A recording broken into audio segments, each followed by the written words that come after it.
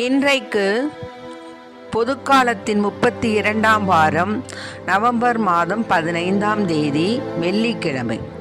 இன்று தேவன் நமக்கு தரும் ஜீவ நீர் ஊற்றான இறை வார்த்தைகள் திருப்பாடல் 119, இறை வார்த்தைகள் 1, 2, 10, 11 மற்றுமாக 17 18 முடிய. நாம் அனைவரும் பாட வேண்டிய பதிலுரை பாடல். ஆண்டவர் திரு சட்டப்படி நடப்போர் பேறு பெற்றோர்.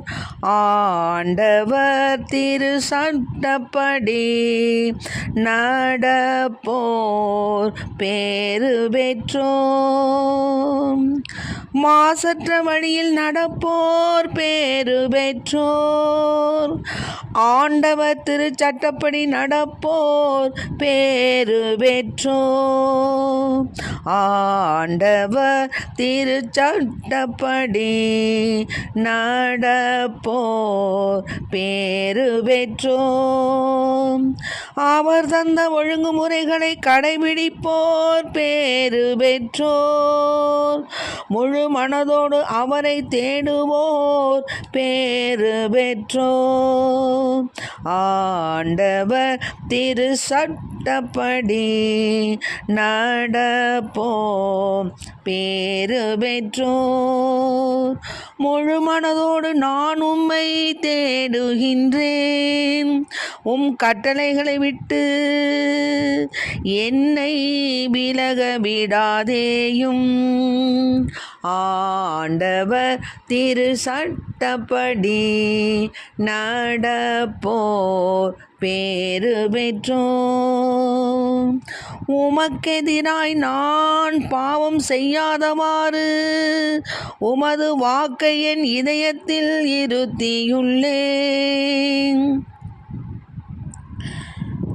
ஆண்டவரே, நீர் போற்றுதற்கு உரியவர். எனக்கு உம் விதிமுறைகளை கற்பித்தருளும். ஆண்டவர் திரு சட்டப்படி நடப்போர் பேறு பெற்றோர். உம் அடியானுக்கு நன்மை செய்யும். அப்பொழுது நான் உம் சொற்களை கடைபிடித்து வாழ்வேன். ஆண்டவர் திரு சட்டப்படி நடப்போர் பேறு பெற்றோர். உம் திரு சட்டத்தில் வியப்பானவற்றை நான் கண்டுணருமாறு என் கண்களை திறந்தருளும். உம் திருச்சட்டத்தில் வியப்பானவற்றை நான் கண்டு உணருமாறு என் கண்களை திறந்தருளும். ஆண்டவர் திரு சட்டப்படி நடப்போர் பேறு பெற்றோர். ஆண்டவர் திரு சட்டப்படி நடப்போர் பேறு பெற்றோர். இன்றைக்கு நம் தேவன் தரும் ஜீவநீர் ஊற்றான இறை வார்த்தைகளை கேட்டோம். திரு சட்டப்படி நடப்போர் பேறு பெற்றோர். திருச்சட்டம்னா என்ன? திருச்சட்டம் என்பது ஆண்டவர் நாம் எந்தெந்த வழியில் நடக்கணும், எந்தெந்த ஒழுங்குமுறைகளை கடைபிடிக்கணும், நாம் எப்படியெல்லாம் நம்முடைய வழிகளில் அநீதி செய்யாமல் வாழணும், நாம் எப்படி நியமங்களை கடைபிடிக்கணும், அவருடைய விதிமுறைகளை நாம் எப்படி கடைபிடிக்கணும் அப்படிங்கிறதெல்லாம் அவருடைய நீதிமுறைகளை நம்ம எப்படி நேரிய உள்ளத்தோடு புகழ்ந்து எப்படியெல்லாம் நடக்கணும் அப்படிங்கிறதெல்லாம் நமக்கு ஒரு சேர கற்பிப்பது தான் ஆண்டவருடைய திருச்சட்டம். அந்த திருச்சட்டத்தை நாம் என்ன செய்யணும்?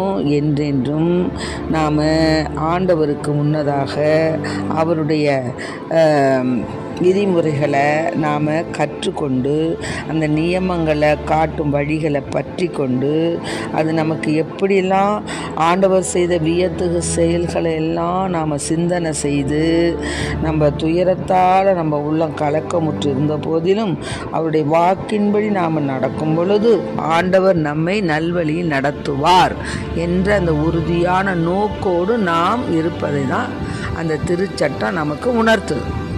ஆக நாம் அன்றாட நம்முடைய வாழ்க்கையில் ஒரு ஆன்ம சோதனை செய்யணும். டெய்லி 24 மணி நேரம் நமக்கு இருக்குது. காலையில் எழுந்திரிக்கிறோம், ஓடுறோம், ஒடியாடுறோம், மறுபடியும் தூங்குகிறோம், மறுபடியும் ஏந்திரிக்கிறோம், ஓடுறோம், ஒடியாடுறோம். காலங்கள் போகுது, எல்லாமே போயிட்டுருக்குது. ஆனால் நாம் சிந்திக்கணும். இப்போது நாம் வாழ்கிறது அவ்வளவுதான், கொஞ்ச நாள் தான். பிறப்பு நமக்கு ஆண்டவர் தெரியாது, இறப்பும் நமக்கு தெரியாது. அப்படிப்பட்ட சூழ்நிலையில் இப்போ நாம் எப்படி வாழணுங்கிறத நம்ம உணரணும். சும்மா நம்ம அப்படியே இருந்து கொண்டே இருக்கக்கூடாது. வாழ்நாட்களில் நாம் தேவனுக்கு உகந்த பிள்ளையாக வாழணுங்கிற உறுதி எடுத்துக்கணும். அப்போ தான் நம்ம என்ன செய்ய முடியும், அதை பின்பற்ற முடியும். ஏனோ தானோ என்று வாழ்வது வாழ்வு அல்ல.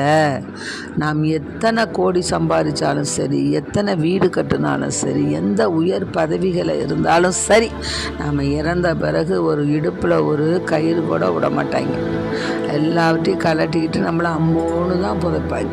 மண்ணிலிருந்து வந்தாய் மனிதனி, நீ மண்ணாக இருக்கின்றாய், மண்ணுக்கு திரும்புவாய், மறவாதே என்றும் மறவாதே, மறவாதே மனிதனே. ஆமென். ஆக நம்ம மண்ணுக்கு திரும்பி போகிறது தான் நம்மளுடைய வாழ்க்கை, ஒன்றுமே இல்லை. அதை நம்ம உணர்ந்து வாழுங்காலத்தில் நம்ம அநேக புண்ணியங்களை நம்ம சேர்த்து கொள்ளணும். ஆண்டவருக்கு பிரியமான காரியங்களை நம்ம செய்யணும். ஆண்டவருடைய திருச்சட்டப்படி நம்ம நடக்கணும், அதுதான் முக்கியம். அப்படி நடந்தோம்னா, அந்த ஆவல் கொண்டு நம்ம நடந்தோம்னா தேவன் என்ன செய்வார், நமக்கு பல வழிகளில் நம்மை உயர்த்துவார். அது உண்மை. ஆக திருச்சட்டம் தரும் பாதுகாப்பு. நமக்கு சட்டம் எப்படிலாம் பாதுகாப்பு தருதுன்னா, நம்ம ஆண்டவரிடத்தில் நம்பிக்கை வச்சு அவருடைய கட்டளைகள் நம்ம கடைபிடிக்கும்போது, அவருடைய வாக்குறுதிக்கு ஏற்ப நாம் நடக்கும்போது, ஆண்டவருடைய நம்பிக்கை, அவருடைய கரம் நம்மை தாங்கும். அது நிச்சயம். ஆண்டவர் மீது நம்ம வச்சிருக்கிற நம்பிக்கை வீண் போகாது. நாம் பிழைக்குமாறு உமது வாக்குறுதிக்கு ஏற்ப என்னை தாங்கியருளும், என்னை தப்புவித்தருளும் அப்படின்னு சொல்லி நம்ம வேண்டிக்கணும். அதான் என்னை தாங்கி கொள்ளும். அதே பாருங்களேன், இந்த திருப்பாடல் 119 117வது வார்த்தை என்ன தெரியுங்களா? என்னை தாங்கிக் கொள்ளும், நான் மீட்பு பெறுவேன். என்னாலும் உன் விதிமுறைகளை கருத்தில் கொண்டிருப்பேன். உன் விதிமுறைகளை விட்டு விலகுவோர் அனைவரையும் நீர் ஒதுக்கி தள்ளுகின்றீர். அவர்களின் சூழ்ச்சிகள் வீணாய் போகும். ஆகவே நான் உன் ஒழுங்குமுறைகள் மீது பற்று கொண்டுள்ளேன். உன் மீது கொண்டுள்ள அச்சத்தால் என் உடல் சிலிர்க்கின்றது. உம் நீதி தீர்ப்புகளை முன்னிட்டு நான் அஞ்சி நடுங்குகின்றேன். ஆகவே நான் நீதியும் நேர்மையும் ஆனவற்றையே செய்துள்ளேன். அப்படி தான் நான் நடக்கிறேன் அப்படின்னு ஆண்டவருக்கு முன்னால் நம்ம உறுதியாக சொல்லணும். அப்போ தான் நம்ம ஆண்டவருக்கு பிரியமான பிள்ளைங்க. அதிலேயே அந்த 119 109வது வார்த்தை, நான் என் உயிரை கையில் வைத்துள்ளேன், ஆயினும் உம் திருச்சட்டத்தை நான் மறவேன். தீயோர் எனக்கு கண்ணி வைத்தனர், ஆனால் உம் நியமங்களினின்று நான் பிறழவில்லை.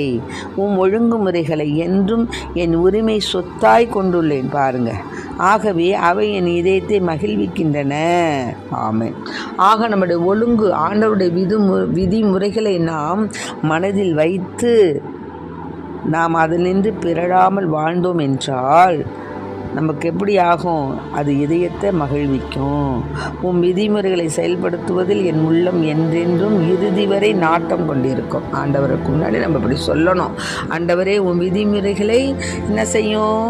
என்றும் செயல்படுத்துவதில் என் உள்ளம் என்றென்றும் இறுதி வரை நாட்டம் கொண்டிருக்கும். ஆகவே அன்பு பிள்ளைகளே, நாம் திருச்சட்டத்தின் மீது ஒழுங்குள்ளவர்களாய், திருச்சட்டத்தின் மீது பற்றுள்ளவர்களாய், திருச்சட்டத்தின் உண்மையை உணர்ந்தவர்களாய், அதன்படி நம்ம நடக்கும் பொழுது மாசற்றவர்களாய் இருப்போம், நேர்மையாளர்களாக இருப்போம், ஆண்டவரை நம்பிக்கை கொள்வோம், ஆண்டவருக்கு உகந்த பிள்ளைகளாக நாம் இருப்போம். இது வேணுமா? இல்லை இதுக்கு எதிரடையான கருத்துக்கள், இதுக்கு எதிரடையான சிந்தனைகள் வேணுமா? நாம் சிந்திக்கணும்.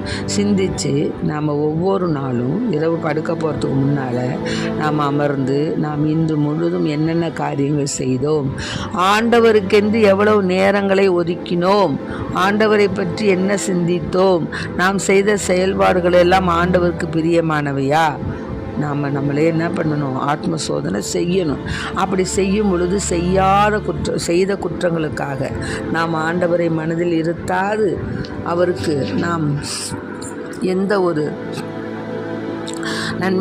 நன்மையான காரியங்களை செய்யாதபடிக்கு அவருடைய விதிமுறைகளை மீறி இருந்தோம் என்றால் அதற்காக நாம் மன்னிப்பு கேட்க வேண்டும். ஆண்டவரிடத்தில் நொறுங்கிய உள்ளமே எனக்கு ஏற்ற பலின்னு சொல்கிறார் ஆண்டவர். ஆகவே நாம் நொறுங்கிய உள்ளத்தோடு ஆண்டவர் முன், ஆண்டவரே நான் உம் விதிமுறைகளை என்றென்றும் நான் கடைபிடிப்பேன், அதில் நான் நிலைப்பேன், நிலைத்து வாழ்வேன் என்ற உறுதிப்பாடை இன்று இன்று இன்று இப்பொழுதே ஆண்டவருக்கு நாம் தந்து ஆண்டவரில் அகமகிழ்வோம். ஆண்டவருடைய விதிமுறைகளை நாம் முறைப்படி நம் உள்ளப்படி நெஞ்சார உள்ளொன்று வைத்து வெளியில் ஒன்று சொல்லாதபடிக்கு நெஞ்சார அவருடைய கட்டளைகளை கடைபிடிப்போம். அதனால் நமக்கு வாழ்வு உண்டு, வெற்றி உண்டு. ஆமென். Praise the lord. மரியே வாழ்க. இயேசுவுக்கு புகழ், இயேசுவுக்கு நன்றி. இயேசுவின் இரத்தம் எங்கள் ஜெயம்.